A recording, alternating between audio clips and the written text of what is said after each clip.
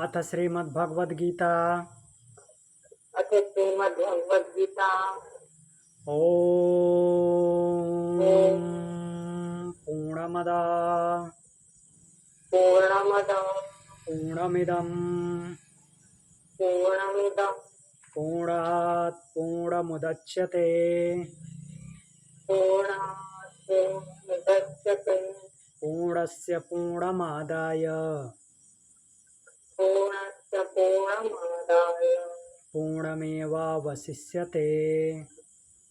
पूर्णमेवावशिष्यते। ॐ शान्ति शान्ति शान्ति शान्तिः। शान्ति शान्ति।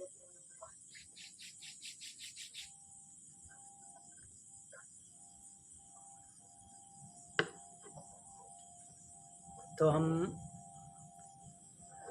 पिछली कक्षा में छठा अध्याय आत्म संयम योग का श्लोक नंबर 36 से श्लोक नंबर 41 देखे थे और उसका रिवीजन करते हुए हम आगे बढ़ेंगे।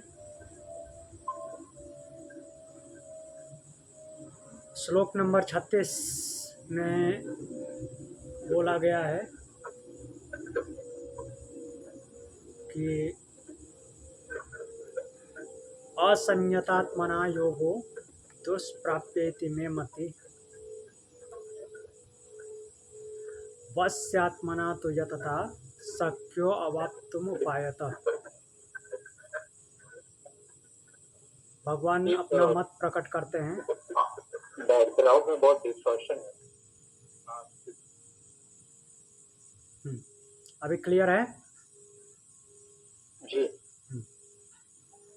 तो भगवान अपना मत प्रकट करते हुए बोल रहे हैं कि असंयतात्मना योगो दुष्प्राप्य, जो असंयमित है अर्थात संयमित नहीं है, अपनी इंद्रियों और मन को वश में नहीं रखता, उसके लिए योग जो है क्या है, दुष्प्राप्य है, कठिनता से प्राप्त होने वाला है, इतनी आसान नहीं है उसके लिए।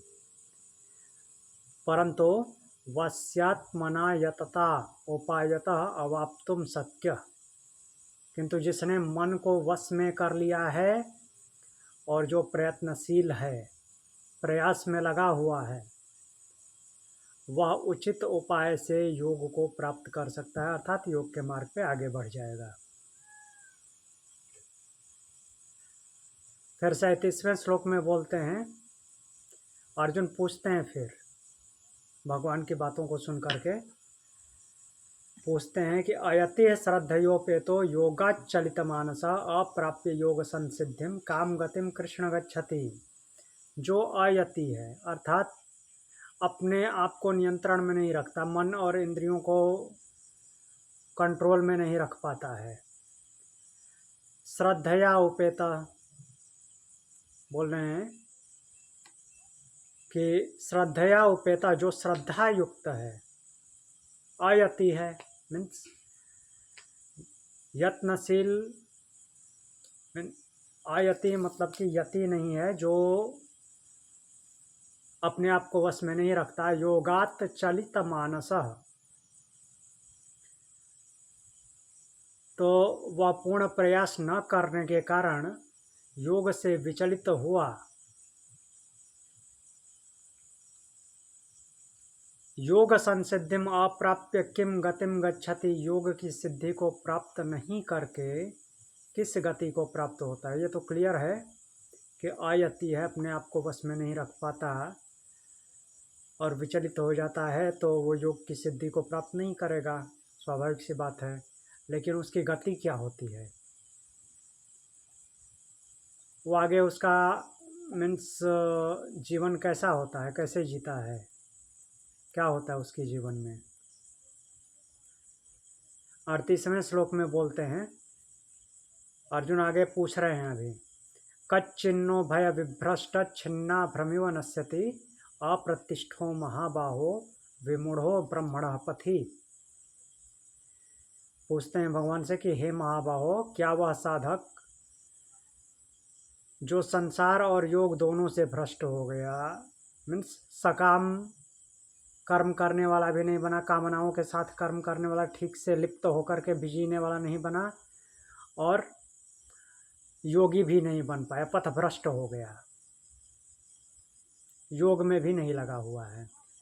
तो ऐसा ब्रह्म मार्ग में मोहग्रस्त होकर के ब्रह्म मार्ग में कंटिन्यूटी नहीं रख पाया, मोहग्रस्त होकर के बिना आधार के टूटे हुए बादल की तरह नष्ट तो नहीं हो जाता। जैसे बादल बिखर जाते हैं वैसे वो टूट फूट के खंडित, उसका जीवन बर्बाद तो नहीं हो जाता।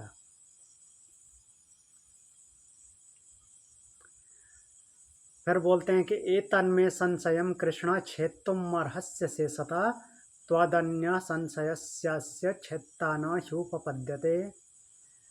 फिर उनसे बोलते हैं भगवान से ही कि हे कृष्ण, मेरे इस संशय को आप ही पूर्णतः दूर कर सकते हैं। संशयम, इस संशय को अशेषतः, जिसमें कुछ भी शेष न बचे, इस प्रकार से आप ही बता सकते हैं। इस संशय का छेदता मीन्स छेदन करने वाला, क्लियर करने वाला, पूरी तरह से बताने वाला अन्य न ही उपपद्यते, कोई दूसरा विद्यमान नहीं है, कोई और नहीं बता सकता। तब भगवान उत्तर देते हैं, श्री भगवान उवाच पार्थनैवेहनामुत्र विनाशस्तस्य विद्यते न हि कल्याणकृत कश्चित् दुर्गतिं तात गच्छति। बोले हे पार्थ, तस्य इह न एव अमुत्र न एव विनाशः। हे पार्थ, उसका, किसका? जो योग भ्रष्ट हो गया, योग पे के मार्ग पे चलते चलते विचलित हो गया, अपने आप को वश में नहीं रख पाया, इंद्रियां मन उसके वश में नहीं है, भटक जाता है। तो बोल रहे हैं कि ईह न एव, न तो यहाँ पर, अमुत्र न एव, और न ही कहीं दूसरी जगह। मीन्स इस जीवन में या दूसरे जीवन में, या कहें कि इस जगह पे या दूसरी जगह पे, कहीं पे भी क्या होता है? विद्यते ही विनाशा, न उसका विनाश नहीं होता कहीं पे, न तो यहाँ पे और न ही यहाँ वहाँ कहीं और उसका विनाश होता है, अर्थात कहीं भी उसका विनाश नहीं होता। हे तात कश्चित कल्याणकृत दुर्गतिम न गच्छति, कल्याणकारी कार्य करने वाले की किसी प्रकार से दुर्गति नहीं होती, कभी दुर्गति को प्राप्त नहीं होता।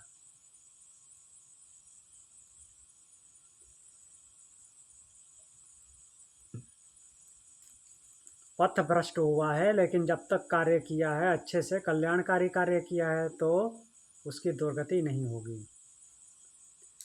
प्राप्य पुण्यकृत आलोकान उषित्वा शाश्वती समा शुचिनाम श्रीमताम गेहे योग भ्रष्टो भी जायते। उसका आगे क्या होता है, पूछें अर्जुन कि उसकी ज़िंदगी का क्या होता है? कहीं बादल की तरह छिन्न भिन्न होकर के नष्ट तो नहीं हो जाता, जैसे बादल फट फूट के ख़त्म हो जाते हैं। तो बोल रहे हैं भगवान कि योग भ्रष्ट पुण्य कृताम लोकान प्राप्य, जो योग भ्रष्ट हुआ है, जितना कर्म किया है उसके हिसाब से वो क्या होगा? पुण्यकृत लोगों को प्राप्त होगा, पुण्य कर्म करने वाले लोगों को प्राप्त होगा, अर्थात वहाँ पे उसका जन्म होगा, अच्छी जगह पे। शाश्वती समा उषित्वा शुचिनाम श्रीमताम गेहे अभिजायते। तो पहले तो पुण्यकृत लोगों को प्राप्त होगा, अच्छी जगह को प्राप्त होगा, और वहाँ पे लंबे समय तक रहेगा। उसके बाद क्या होगा? इस जीवन के अंत के बाद उषित्वा शुचिनाम श्रीमताम गेहे अभिजायते,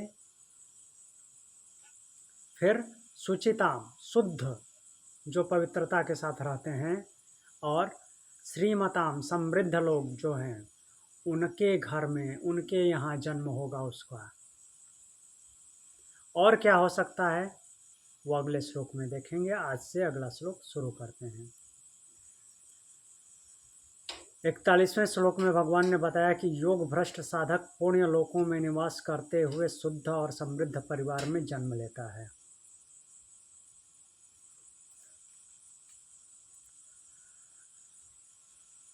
तो अब एक और उच्चतर संभावना प्रस्तुत होती है यहाँ पे, क्या इससे भी श्रेष्ठ जन्म संभव है?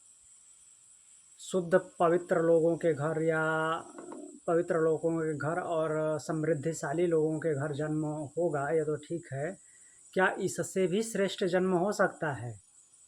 शुद्ध और समृद्धिशाली लोगों से भी कोई उत्तम जगह है? क्या कोई ऐसा जन्म है जहाँ साधक और भी सहज हो जाए? तो इसके लिए भगवान बोलते हैं, अथवा योगिनामेव कुले भवति धीमताम एतद्धि दुर्लभतरम लोके जन्म यदीदृशम। क्या बोलते हैं? अथवा, उसके अलावा। किसके अलावा?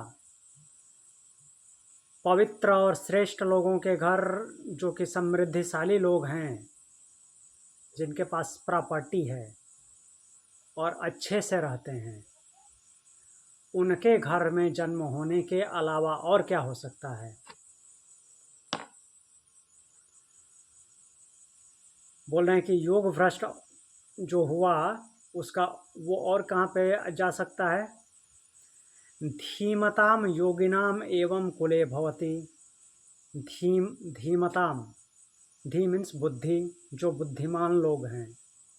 धीमताम योगिनाम, बुद्धिमान योगियों के ही, एवाया एवं मीन्स ही, कुले भवति, बुद्धिमान योगियों के परिवार में होता है वो।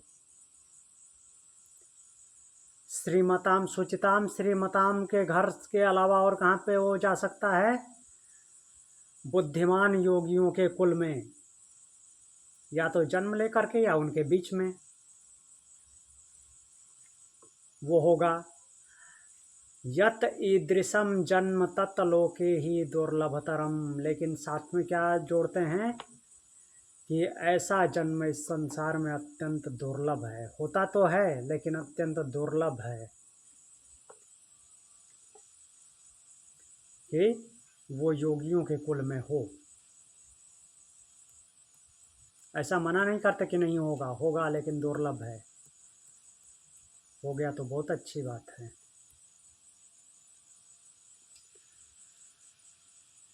तो अथवा बोल करके संभावना प्रकट कर रहे हैं कि श्रीमताम सूचनाम, जो शुद्ध आचरण वाले समृद्धिशाली लोग हैं, उनके अलावा और कहाँ पे वो जा सकता है जो योग भ्रष्ट हुआ था?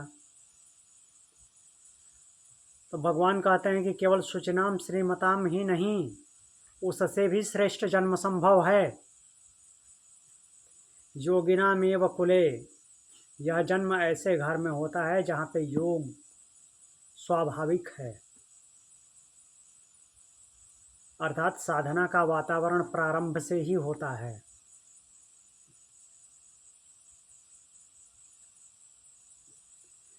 धीमताम,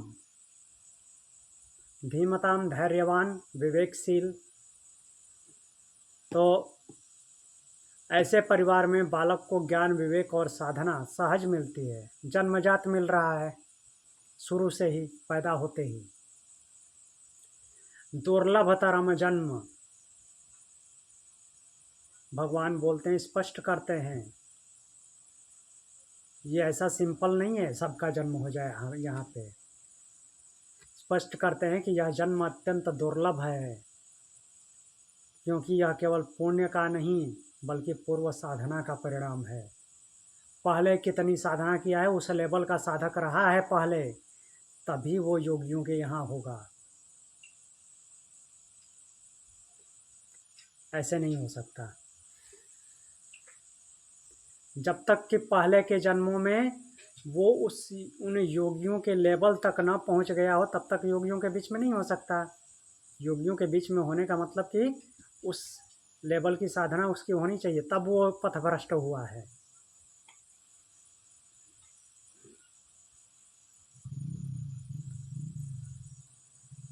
तो यह श्लोक साधक को यह समझाता है कि सही जन्म केवल भाग्य नहीं बल्कि पूर्व साधना का परिणाम भी है। इसलिए अपने वर्तमान अवसर को पहचानो, जहाँ पे जी रहे हैं उसको पहचानिए, उसको व्यर्थ नहीं जाने देना है,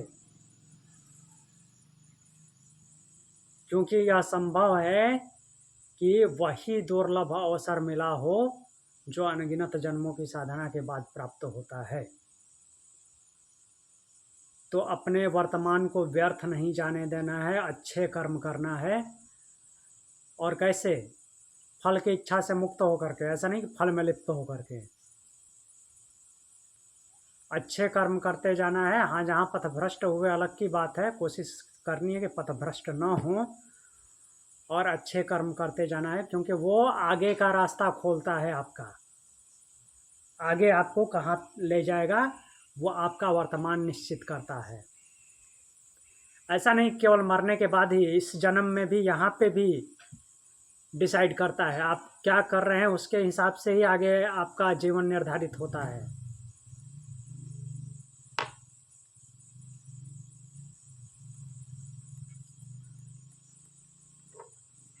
तो अगले श्लोक पे बढ़ें, आगे बताते हैं उसका मीन्स क्या बोल सकते हैं कि जस्टिफिकेशन तो नहीं बोलेंगे, मीन्स प्रूफ, प्रमाण भी देते हैं। कैसे माने कि पिछला जन्म में जो साधक पथभ्रष्ट हुआ था किस लेवल पे था, तो उसको इस लेवल का मिलेगा जन्म, या उसका वर्तमान के आगे भविष्य ऐसा होगा, कैसे माने? क्या प्रमाण है? तो उसी का प्रमाण बताएंगे भगवान 62वें, हम 42वें श्लोक में, नॉट 62वां, 42वें श्लोक में भगवान ने बताया कि योग भ्रष्ट साधक जो है वो योगियों और ज्ञानी पुरुषों के कुल में जन्म लेता है, जो कि अत्यंत दुर्लभ है, क्योंकि उस लेवल की साधना होनी चाहिए पहले से। अब स्वाभाविक जिज्ञासा उठते, इसका हम कई एग्जाम्पल भी देख चुके हैं, लाइक जितने बड़े बड़े महापुरुष हुए हैं वो अचानक से वैसे कैसे हो गए? बचपन में ही बहुत सारे मेधावी रहे हैं, लाइक शंकराचार्य, स्वामी विवेकानंद या और भी बहुत सारे लोग हैं। तो बाकी लोग क्यों नहीं बचपन से वैसे हो जाते? क्योंकि उनके पूर्व की साधना वैसी रही है, वहाँ पर अपने आप को पहुँचा के छोड़ा है, तब जा कर के वैसा जन्म मिला है, जन्म से ही वैसा है। तो इसलिए अपने वर्तमान को व्यर्थ नहीं जाने देना है, जितना अच्छा कर सकते हैं करें। तो यही बता रहे हैं कि योग भ्रष्ट साधक जो है योगियों के और ज्ञानियों पुरुषों के कुल में जन्म लेता है, जो अत्यंत दुर्लभ है। अब स्वाभाविक जिज्ञासा उठती है कि ऐसा दुर्लभ जन्म का लाभ उसे कैसे मिलता है? पिछले जन्म में छोड़ दिया जहाँ पे पथभ्रष्ट हो गया, तो ये जन्म हुआ, तो पिछले जन्म का जो कुछ किया था इस जन्म में कैसे मिल जाएगा? वो जन्म तो छोड़ के आ गया है, नया जन्म हुआ है, तो ये पिछले जन्म का इस जन्म में कैसे मिलेगा? तो बोलते हैं क्या वह, प्रश्न ये उठता है, क्या वह शून्य से पुनः आरंभ करता है, फिर से वो एकदम से जीरो लेवल से उठ करके बुद्धिमान बनता है, या पूर्व साधना, पहले की साधना काम करती है उसके साथ? क्या उसके भीतर कोई आंतरिक प्रेरणा स्वतः जागृत होती है? तो उसी का भगवान बता रहे हैं, उत्तर देते हैं, तत्र तम बुद्धि संयोगम लभते पौर्वदेहिकम यतते च ततो भूयः संसिद्धौ कुरुनंदना। बोलते हैं भगवान, हे कुरुनंदन, हे कुरुनंदन, तत्र सह योग भ्रष्ट पौर्वदेहिकम तम बुद्धि योगम लभते। वह जो योग भ्रष्ट हुआ था, जहाँ तक जा कर के योग भ्रष्ट हुआ था, पौर्वदेहिकम, पहले के देह में जैसा वो किया था, तम बुद्धि संयोगम लभते, उसके बुद्धि से योग हो जाता है उसका। मीन्स अपनी बुद्धि को जिस लेवल पे पहुंचाया था उसका संयोग हो जाता है, वो बुद्धि प्राप्त हो जाती है। जहाँ तक अपनी बुद्धि को पहुंचाया था वो बुद्धि प्राप्त हो जाती है, अब उससे आगे बढ़ता है वो। ततः च भूय संसिद्धौ यतते, और फिर उससे भी अधिक प्रयास करते हुए वह पूर्ण सिद्धि के लिए प्रयत्न करता है और आगे बढ़ता है। जैसे महापुरुषों के एग्जाम्पल हमारे सामने प्रमाण के रूप में हैं ऑलरेडी। तो बचपन से उतनी मेधा प्राप्त हुई कैसे? पीछे पीछे वाली बुद्धि का संयोग हुआ है। ऐसे नहीं कि वो जीरो से इतना आगे बढ़ा। हाँ, जीरो से भी आगे बढ़ सकते हैं, क्योंकि वो जो जीरो से भी आगे बढ़ता है, ऐसा नहीं कि सबको पहले से ही प्राप्त है। बहुत सारे लोग जीरो से भी मीन्स बहुत लो लेवल से बहुत ऊंचे लेवल पे जाते हैं। क्यों? कैसे? क्योंकि उसने वर्तमान का बहुत अच्छे से उपयोग किया और इसी जीवन में वर्तमान को भविष्य बनाते गया। मीन्स हर एक स्टेप में उसका मीन्स पीछे से संयोग होता गया है, वो भ्रष्ट नहीं हुआ।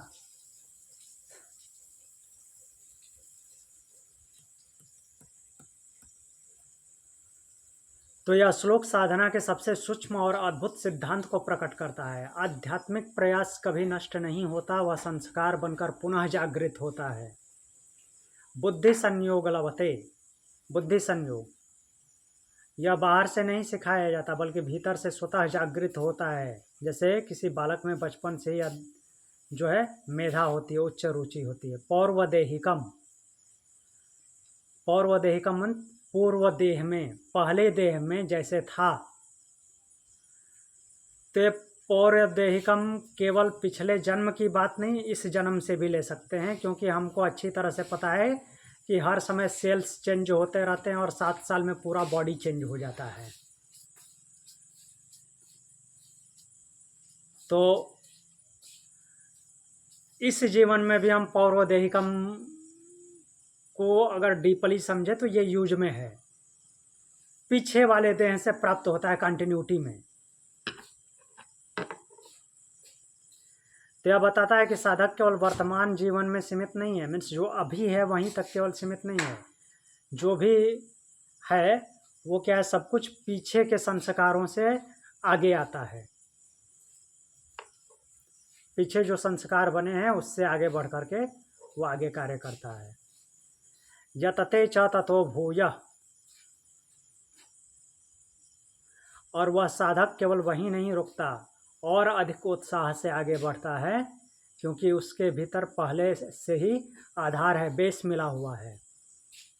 संसिद्धौ, संसिद्धौ मीन्स सिद्धि के पहले प्रफिक्स जोड़े हुए हैं, उपसर्ग है सन, अर्थात सिद्धि को पूर्ण रूप से प्राप्त करना। साधक धीरे धीरे निरंतर उस लक्ष्य की ओर बढ़ता रहता है, पूर्ण सिद्धि की तरफ। तो यह श्लोक साधक को अद्भुत आत्मविश्वास देता है। यह आत्मविश्वास ही दे रहा है श्लोक। जो पहले किए हो वो वर्तमान में जुड़ेगा, उस बुद्धि का संयोग होगा। पीछे जैसी बुद्धि रही है आगे उसी के हिसाब से आपका काम होगा। तो यह आश्वासन आत्मविश्वास देता है कि तुम्हारी साधना तुम्हें कभी नहीं छोड़ेगी, चाहे समय बदले, जन्म बदले। समय बदले, अभी के बाद कोई दूसरा समय है, या फिर जन्म ही क्यों ना परिवर्तित हो जाए, वह तुम्हें पुनः उसी मार्ग पर लेकर के जाएगी। जैसा पहले किए हो उसी रास्ते पर वो लेकर के जाएगा। इसलिए आज जो भी कर रहे हैं उसे पूरी निष्ठा से करें।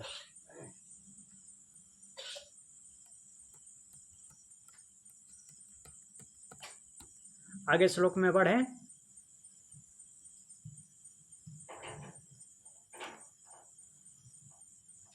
तो आगे 44 नंबर श्लोक है। भगवान 43वें श्लोक में बताते हैं कि योग भ्रष्ट साधक अपने पूर्व जन्म की बुद्धि को पुनः प्राप्त करता है और उससे भी अधिक प्रयास करते हुए सिद्धि की ओर बढ़ता है। अब यहाँ पे प्रश्न उठते हैं, क्या वह प्रयास केवल उसकी इच्छा पर निर्भर है? यदि वह सचेत रूप से न भी चाहे तो क्या पूर्व संस्कार फिर भी उसे प्रेरित करेंगे? क्या साधना की शक्ति इतनी प्रबल है कि साधक को अनिवार्यतः अपने मार्ग पर लौटा दे। क्या पूर्व संस्कार में जो कुछ किया है तो क्या उसमें इतनी प्रबल शक्ति है कि उसे अपने मार्ग पर लौटा दे? तो भगवान बोलते हैं पूर्वाभ्यासेन तेनैव ह्रियते ह्यवसोऽपि सः जिज्ञासुरपि योगस्थ शब्द ब्रह्माति वर्तते। तो वह योग भ्रष्ट कैसा होगा? पूर्वाभ्यासेन एव अवसः अपि ही ह्रियते। वह योग भ्रष्ट अपने पूर्व जन्म के अभ्यास से, चाहे अनिच्छा से ही क्यों न हो, उसी मार्ग की ओर खींच जाता है। जितना किया है वहाँ पे तो वो खींच के ले ही जाएगा, पहले वहाँ पे लेके जाएगा साधक को। और योग, जो योग है, योगस्य जिज्ञासु, योगस्य षष्ठी विभक्ति है, तो योग का जिज्ञासु अपि, केवल जिज्ञासु भी शब्द ब्रह्म अति वर्तते। तो केवल शब्द ब्रह्म मीन्स ब्रह्म को शब्द सह जानना, उसको धारण न करना, उस लेवल की बात कर रहे हैं। तो जिसका अर्थ इस प्रकार से कर्मकांड से आगे बढ़ जाता है, इस प्रकार से लिखा शब्द ब्रह्म अति वर्तते। शब्द ब्रह्म बोलने का मतलब कि केवल शब्द रूप में जानना, उसको धारण नहीं करना, मीन्स केवल जानकारी रखना कि हाँ ऐसे ऐसे ये चीज़ें होती हैं, उसको यूज में ना लाना, उसको, उसी को शब्द ब्रह्म लिखा हुआ है। उसके आगे लिखा हुआ है अति वर्तते। शब्द ब्रह्म को क्या कर जाता है? पार कर जाता है, उससे आगे बढ़ जाता है, केवल शाब्दिक ज्ञान से आगे बढ़ जाता है, अर्थात वो उसको जीने की तरफ, मीन्स ब्रह्म भाव से भावित होने की तरफ आगे बढ़ जाता है।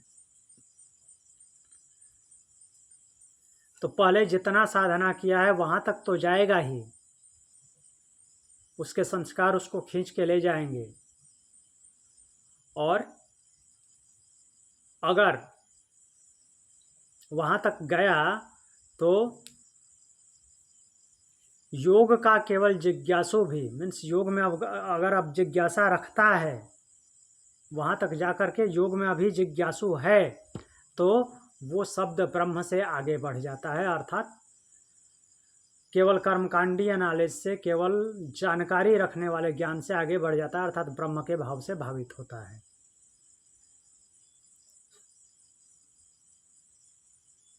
तो यह श्लोक साधना की अनिवार्यता और अपरिहार्यता का अद्भुत उद्घोष है।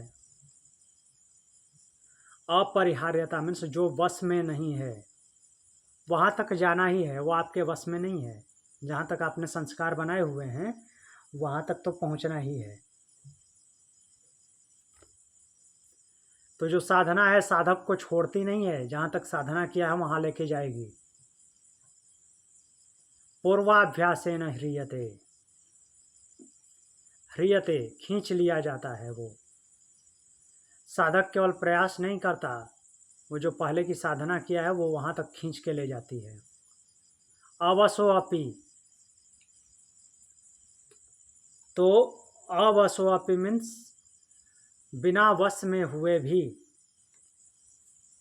साधक यदि बाह्य रूप से विचलित भी हो जाए, बाहर इधर उधर भटके भी, तो भी जहाँ तक संस्कार बनाए हैं वहाँ तक तो वो लौट के जाएगा ही।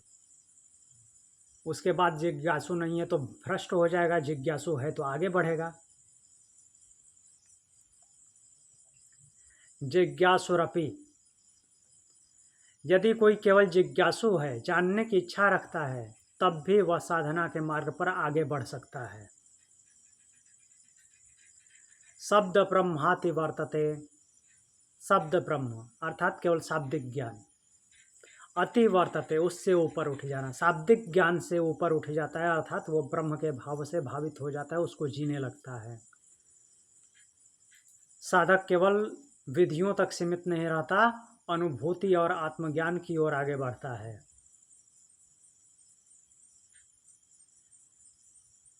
तो यह श्लोक साधक के लिए अत्यंत प्रेरणादायक है। यदि आपने कभी सच्चे हृदय से साधना की है तो वह आपको कभी छोड़ेगा नहीं, साधना नहीं छोड़ेगी। चाहे आप भटक जाओ, भूल जाओ, फिर भी वह आपको पुनः उसी मार्ग पर ले आएगी। इसलिए अपनी जिज्ञासा को जीवित रखो, क्योंकि वही कर्म कांड से ऊपर उठाकर आत्मज्ञान तक पहुंचा देगा, अर्थात शाब्दिक ज्ञान को पार करा देगा।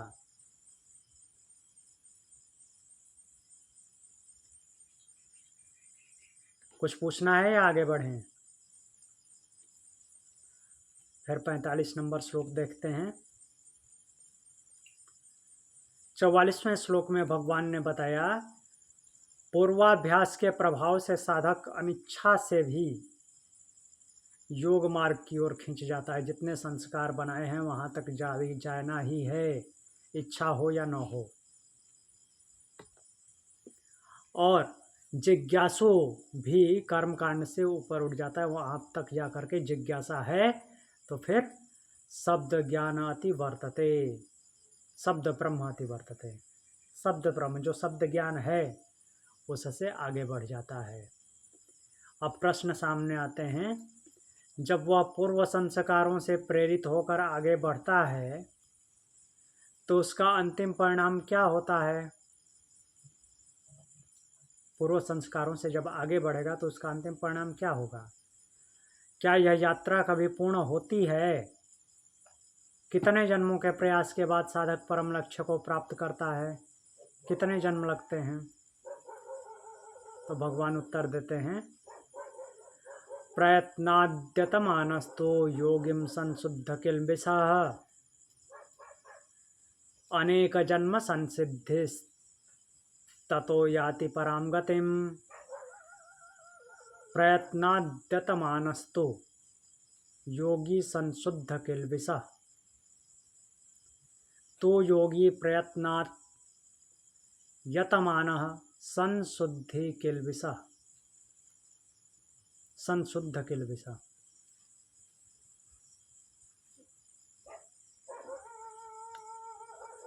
बोलते हैं तो मीन्स परंतु, पीछे से जोड़ने के लिए आया है। योगी प्रयत्नात् यतमानः, वह योगी निरंतर प्रयास करता हुआ, यतमानः अपने आप को यति बनाता हुआ, संशुद्ध किल्बिषः,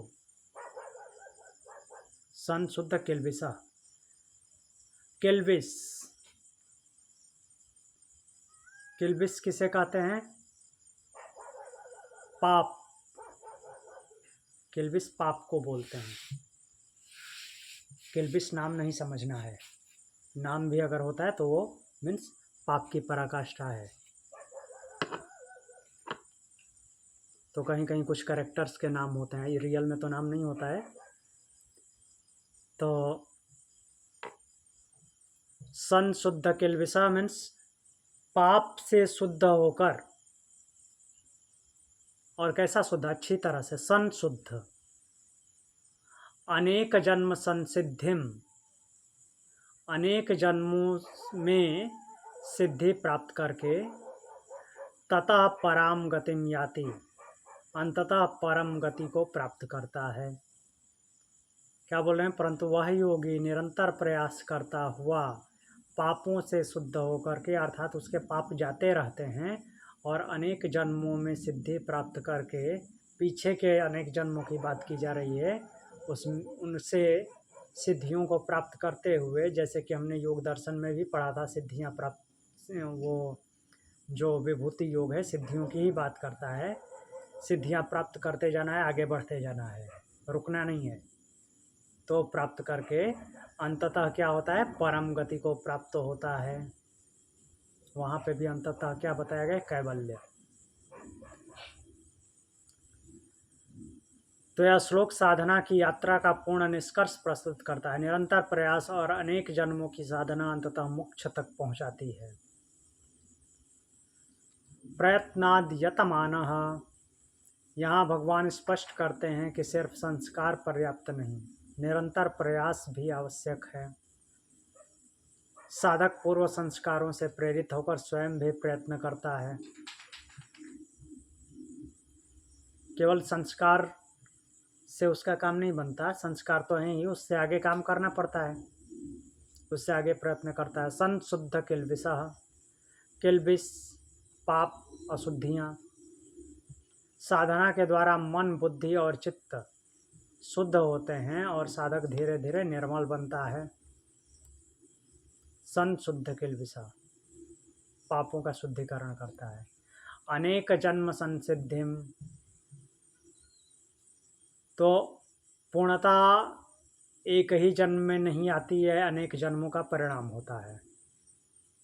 अनेक जन्मों से सिद्धियों को प्राप्त करते हुए आता है। हर जन्म अंतिम लक्ष्य की ओर एक सीढ़ी की तरह काम करता है।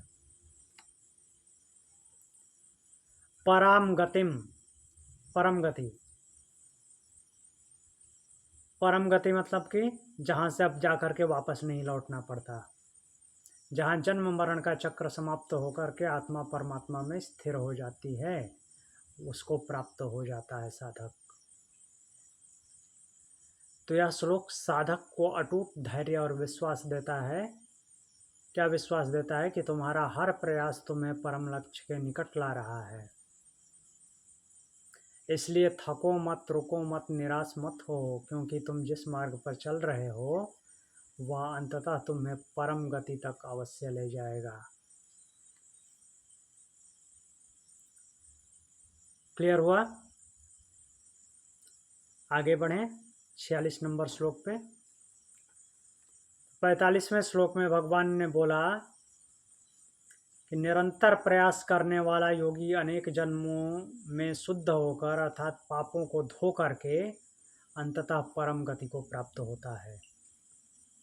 अब प्रश्न उठते हैं, यदि योगी ही परम गति को प्राप्त करता है तो क्या योग अन्य मार्गों से श्रेष्ठ है? यदि योगी ही परम गति को प्राप्त करता है तो क्या योग अन्य मार्गों से श्रेष्ठ है? तप, ज्ञान और कर्म, इन सबके बीच योग का क्या स्थान है? क्यों भगवान बार बार योगी बनने का आग्रह करते हैं? तो भगवान उत्तर देते हैं, तपस्विभ्यो अधिको योगी ज्ञानेभ्यो अपि मतोधिकः कर्मेभ्यश्चाधिको योगी तस्माद् योगी भवार्जुन। बहुत ही महत्वपूर्ण श्लोक है। तपस्विभ्यो अधिको योगी, योगी की महत्ता बताए हैं। क्या है योगी? योगी तपस्विभ्य अधिकः, योगी तपस्वियों से श्रेष्ठ है, तपस्वियों से बढ़कर है, अधिक है, अर्थात केवल द्वंद्व सहन करने वालों तक ही सीमित नहीं है, उससे भी आगे है। ज्ञानेभ्य अपि अधिकः मतः, जो ज्ञानी हैं, अपने आप को ज्ञानी समझते हैं, योगी उनसे भी अधिक है, अधिक माना गया है। तो ज्ञानेभ्य अपि अधिकः मतः, मत में अर्थात केवल अपने मत की बात नहीं कर रहे हैं, सबके मत में ज्ञानी, जो ज्ञानी से योगी अधिक है, अर्थात जो ज्ञानी बनते हैं, ज्ञानी अपने आप को कहलाते हैं, उनसे भी योगी अधिक है। कर्मेभ्यः च अधिकः, और जो कर्म करने वाले हैं, तो यहाँ पे कर्म करने का मतलब कि सकाम और निष्काम दोनों से, एक्चुअली निष्काम तो योगी का कर्म होता है, तो यहाँ पे सकाम कर्म की बात ले लेते हैं। सकाम जो कर्म करते हैं या किसी तरह से भी जो कर्म करते हैं, योगी उनसे भी अधिक है। तस्मात् अर्जुन योगी भव, इसलिए हे अर्जुन तुम योगी बनो। तो यह श्लोक संपूर्ण साधना पथ का निर्णायक मूल्यांकन प्रस्तुत करता है कि योगी क्यों सर्वोच्च है। तपस्विभ्यो अधिका योगी, तपस्वी जो क्या करता है, शरीर और इंद्रियों को नियंत्रित करता है, इंद्रियों को वश में रखता है। किंतु योगी मन बुद्धि और आत्मा का भी समन्वय करता है, एकदम सब कुछ बैलेंस करके रखता है। इसलिए योग दमन नहीं, संतुलन है। ज्ञानेभ्यो अपि मतो अधिका, ज्ञानी शास्त्रों का ज्ञान रखता है, मीन्स अपरा विद्या का ज्ञान। परंतु योगी ज्ञान को अनुभव में बदलता है, और इसलिए योग केवल जानना नहीं, जीना है। जिसको जीते हैं उसे योग बोलते हैं। कर्मेभ्यश्चाधिको योगी, तो जो कर्म करने वाले लोग हैं उनकी तुलना में योगी कैसा है? योगी निष्काम भाव से कर्म करता है, कोई सकामता नहीं होती उसमें, कामनाओं के साथ नहीं करता, अर्थात फल की इच्छा से मुक्त होकर के काम करता है, समत्व के साथ काम करता है। इसलिए योग कर्म को बंधन नहीं बल्कि मुक्ति बनाता है। तो योगी कर्मों में नहीं बंधता। तस्माद् योगी भव, तो अर्जुन को बोल रहे हैं तस्माद् योगी भव, इसलिए स्पष्ट आदेश देते हैं योगी भव, योगी बनो, क्योंकि योग ही वह मार्ग है जो तप, ज्ञान और कर्म ये तीनों का समन्वय करा देता है।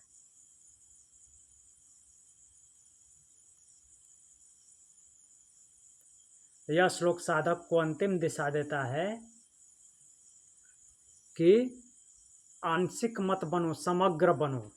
कहने का मतलब क्या है कि तपस्वी के गुण होने चाहिए, तपस्वी के भी गुण होने चाहिए, ज्ञानी के भी गुण होने चाहिए, और कर्मयोगी के गुण होने चाहिए। इन सब को समन्वित करके उससे भी ऊपर उठ जाना है, इन सबका समन्वय कर लेना है, बैलेंस कर लेना है, वही योगी है।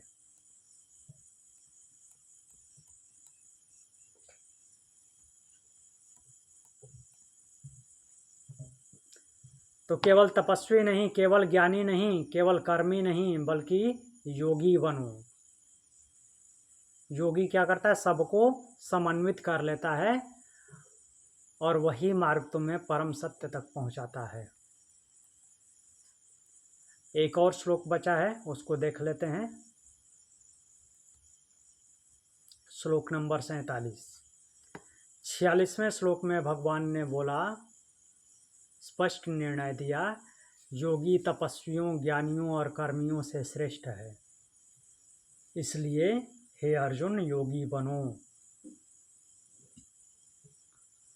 अब प्रश्न उठता है कि योगियों में भी कौन सर्वोच्च है? योगी में भी उत्तम कौन है? क्या सभी योगी समान स्तर के होते हैं? क्योंकि जैसे ही अभी योग साधना शुरू की किसी ने, उसको भी योगी बोलते हैं, और जो ब्रह्मनिष्ठ हो गया, मीन्स जीवन मुक्त अवस्था में पहुंच गया, उसको भी योगी बोलते हैं। ऐसा ही है ना? तो योगी की पराकाष्ठा क्या है? उसका चरम रूप कैसा है? भगवान बोलते हैं, योगिनामपि सर्वेषां मद्गतेनान्तरात्मना श्रद्धावान भजते यो माम स मे युक्ततमो मतः। सर्वेषां योगिनाम अपि, सभी योगियों में भी, यह श्रद्धावान मद्गतेन अंतरात्मना माम भजते, सभी योगियों में भी जो श्रद्धा से युक्त होकर अंतःकरण से, अंतरात्मना, माम मीन्स मुझको, भजते हैं, मुझ में स्थिर रहते हैं, स में युक्ततमः मतः, वही मेरे मत में श्रेष्ठ योगी है। युक्ततम है, सुपरलेटिव डिग्री लगाए हैं, युक्त नहीं, युक्ततम। जो श्रद्धावान होकर के, श्रद्धावान नहीं होगा तो वो तो सीधा सीधा बात है कि योग भ्रष्ट हो जाएगा। अंतःकरण को मुझ में स्थित करके मुझे भजता है तो भजना क्या होता है? उसी के जैसा हो जाना, उसमें डूब जाना, जैसा है उसी के भाव से भावित हो जाना। जब ऐसा हो जाता है तो उसी को बोल रहे हैं कि स में युक्ततम मतः, वही युक्ततम है, मेरे मत में वही युक्ततम है।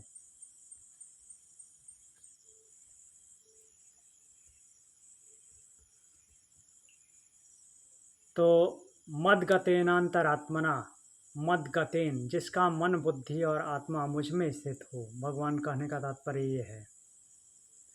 यह केवल बाह्य साधना नहीं है, अंतर्मुखी एकत्व है। श्रद्धावान भजते, भजते प्रेम पूर्वक जोड़ना, जुड़ना और समर्पण करना, भजन का अर्थ ये होता है। बाहर से केवल दिखावा करना नहीं कि कुछ गा रहे हैं, मंत्र पढ़ रहे हैं या हरि कीर्तन कर रहे हैं, वो भजन हो गया नहीं। उसी में लीन हो जाना, उसके जैसा हो जाना, समर्पित हो जाना। श्रद्धावान, अटूट विश्वास, पूर्ण निष्ठा। युक्ततमः, युक्त जुड़ा हुआ, युक्त मतलब होता है जुड़ा हुआ। युक्ततम मीन्स सबसे अधिक जुड़ाव, उससे ज़्यादा अब जुड़ाव हो ही नहीं सकता। यह योग की अंतिम अवस्था है। तो जहाँ पे क्या हो जाता है, ज्ञान, कर्म और भक्ति तीनों समन्वित हो जाते हैं। भक्ति तो एक्चुअली ज्ञान और कर्म का ही समन्वय है। तो जब ये सब कुछ एकाकार हो जाता है तो पूर्ण योग बनता है। तो यह श्लोक संपूर्ण अध्याय का दिव्य संदेश है। योग का शिखर भक्ति है, इसलिए मीन्स भजने की बात कर रहे हैं भगवान, उसके जैसा हो जाना। इसलिए केवल अभ्यास मत करो, अभ्यास करते हुए आगे बढ़ना है। और केवल ज्ञान नहीं जुटाना है, शब्द ज्ञान, केवल शब्द ज्ञान पे नहीं रुके रहना है। अपने हृदय को भी जोड़ो, क्योंकि जब साधना में प्रेम जुड़ता है तो योग पूर्ण हो जाता है। और वही साधक भगवान के अनुसार युक्ततम अर्थात सर्वोच्च योगी बन जाता है। क्लियर हुआ? कुछ पूछना है? तपस्वी और योगी में अंतर क्या है? हाँ, तपस्वी और योगी में अंतर क्या है? हाँ क्योंकि तपस्वी मतलब जो द्वंद्व में स्टेबल रहता है, लेकिन योगी भी तो वही होता है ना। हाँ, तपस्वी और योगी में अंतर क्या है? अंतर कुछ नहीं है, अंतर कुछ नहीं है। योगी तो फिर अलग क्यों बताए हैं? योगी को अलग इसलिए बताए हैं कि तपस्वी, जो तपस्वी का भाग है, मीन्स तपस्वी का जो पार्ट है, मीन्स एक जो तपस्वी है वो योगी का एक हिस्सा है। मीन्स योगी अलग अलग जो पाठ बताए हैं, तपस्वी, ज्ञानी, कर्मी, ये तीन बताए हैं ना। योगी इन सबको एक साथ करता है, मीन्स अपने आप में सबको समाहित करके चलता है। तपस्वी क्या हुआ कि एक हिस्सा हुआ योग का, मीन्स तप योग का एक हिस्सा है, वो अपने आप में संपूर्ण योग नहीं है। तो तप जो है योग का एक हिस्सा है, और योगी जो है केवल तपस्वी से बढ़ के है। केवल तपस्वी कोई जरूरी नहीं है कि वो निष्काम कर्म योगी भी होगा। तो इसलिए भगवान योगी को तपस्वी से बढ़ के बताते हैं, क्योंकि उसमें सब कुछ समाहित है योगी में। और कुछ? भगवान ने उस श्लोक में 46 वाले श्लोक में हाँ तपस्वी, शास्त्र ज्ञानी हाँ और निष्काम कर्म करने वाले कहा है कि सकाम कर्म, क्योंकि मेरी बुक में ना सकाम कर्म हाँ वाला जी, ही योगी श्रेष्ठ ऐसे लिखा है। हाँ, भगवान ने ऐसा डायरेक्टली सकाम कर्म निष्काम कर्म नहीं बोला है, लेकिन कर्म ही का मतलब कि सकाम कर्म ही लिया जाएगा, क्योंकि निष्काम कर्म तो योगी का गुण है। निष्काम कर्म योगी का गुण है।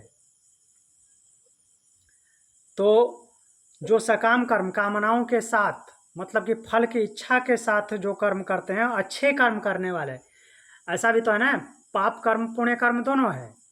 लेकिन जो पुण्य कर्म करते हैं तो वो भी तो कामनाओं के साथ करते हैं, अच्छे कार्य भी कामनाओं के साथ किया जाता है। तो अच्छे संस्कार वो बनाते हैं, उसको भोगने के लिए आना पड़ेगा। अगर वैसे कर्म करने लगा तो फिर वो योगी नहीं है, उसको तो संस्कारों से मुक्त होना पड़ेगा। तो न तो पुण्य कर्म न पाप कर्म, इन दोनों कर्मों से मुक्त होकर के ऊपर उठ करके कर्म करेगा।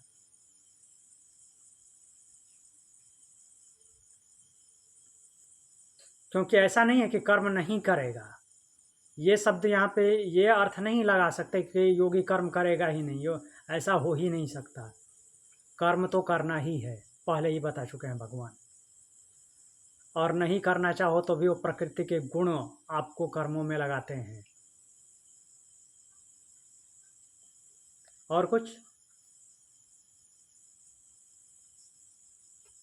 ठीक है, तो इसका रिवीजन कर लेते हैं।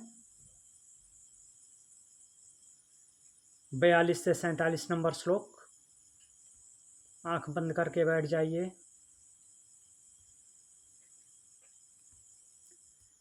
42वें श्लोक में बोलते हैं, अथवा योगिनामेव कुले भवति धीमताम एतद्धि दुर्लभतरम लोके जन्म यदीदृशम। इससे पिछले श्लोक में बोले थे कि जो योग भ्रष्ट है उसका जन्म कहाँ पे होता है?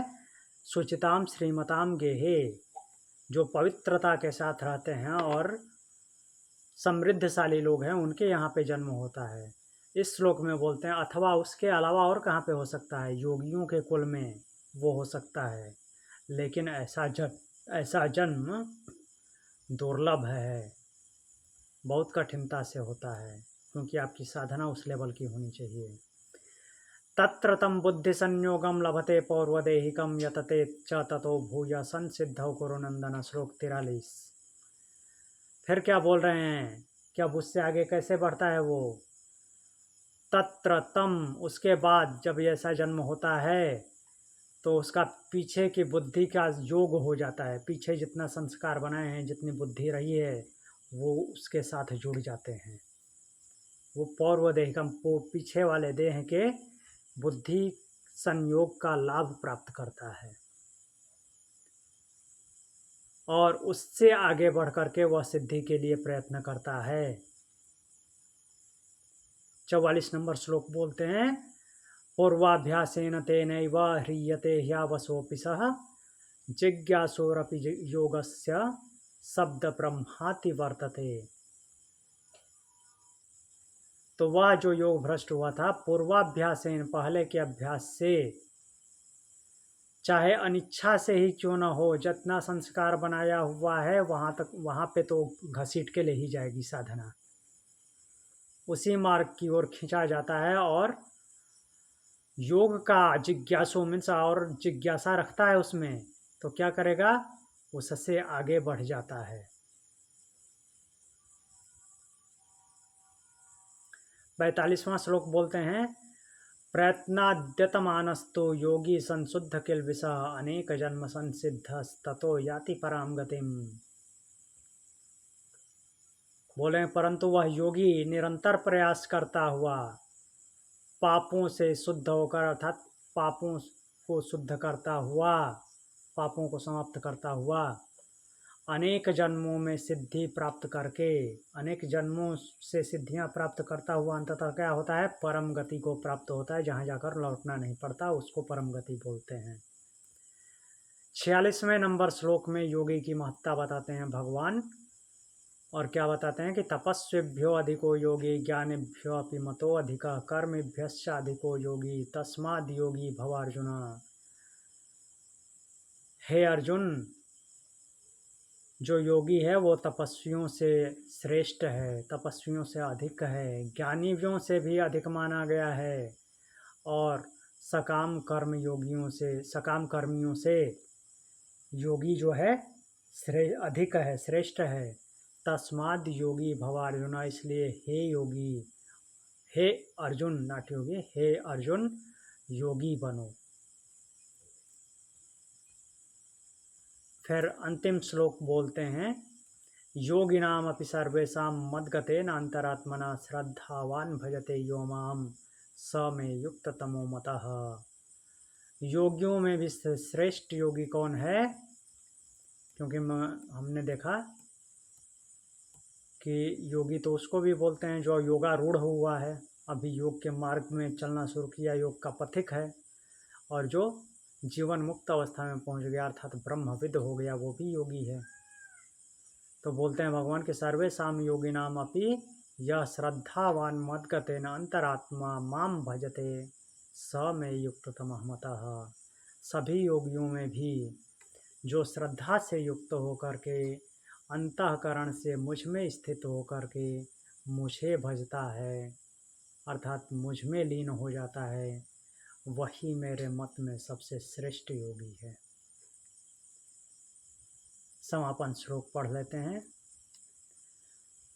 ओम तत्सदिति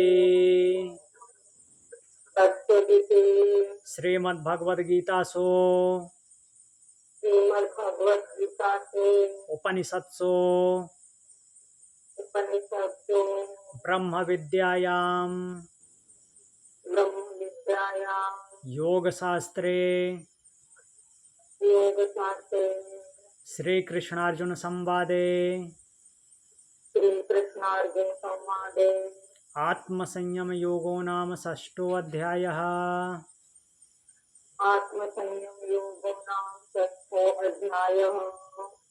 हरि ओम। दोनों हथेली रगड़ेंगे, हाथ पे रखेंगे, हाथ हटाएंगे। ओम शांति।